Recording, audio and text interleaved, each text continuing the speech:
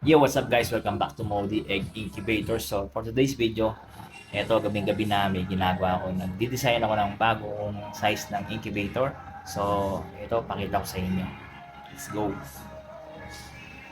So, yun guys, no, eto ang ating bagong design ng egg incubator. Ito, meron tayong dito. 324 capacity na incubator. Ito yung design ng box natin. Kung titingnan nyo, parang yun, same pa rin. Nandito pa rin yung DNA ng Modi Egg Incubators, no? Yung proportionality ng mga butas, ng box, andun pa rin po. Ang pinagkaiba lang is yung capacity na 324 capacity. So, matagal na akong gumagawa ng incubator. Sa tagal ako nang ginagawa, 5 years. Ang ginagawa ko lang po is 54, 108 at saka 216. Gawa ng busy nga din po sa ating main na trabaho. So ngayon, pipilitin natin mag-design at makagawa ng mas malaki pa para mas marami yung mapagsilbihan nating mga customer, kasi yung iba gusto lang 324 at 500 capacity.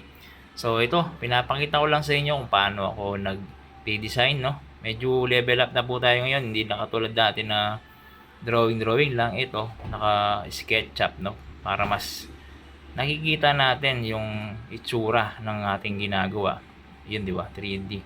So pag binuksan natin yan, tanggalin lang natin to. Ito, slide lang natin yung door. Sliding door po siya, no? Kakaiba yung gawa ko na incubator ngayon. Wala kang makikitang ganyang incubator ngayon sa buong Pilipinas. Sliding door po. Joke lang po. Yan, bakita ko lang sa inyo para magkaroon tayo ng idea. Ayun, same pa rin, no? Same. Ayos ba yan, no? Actually, piniplex ko lang po na marunong ako mag-SketchUp. Then, joke lang. Ito, basic lang tayo, guys. Move natin to. Ayun, no? O, diba, no? Basic lang po ang incubator. Ang importante is pumipisa. At simple lang naman talaga.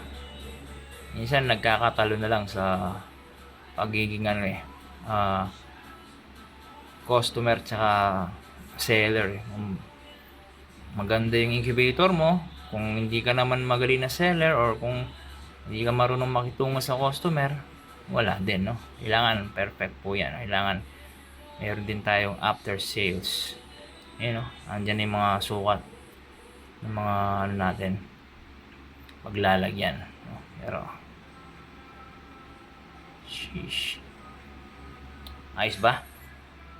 Kung nagustuhan mo tong content na to, pa-like na lang po at saka paki-follow na rin po ang aking maliit na Facebook page na sa ganun ay lumaki na po.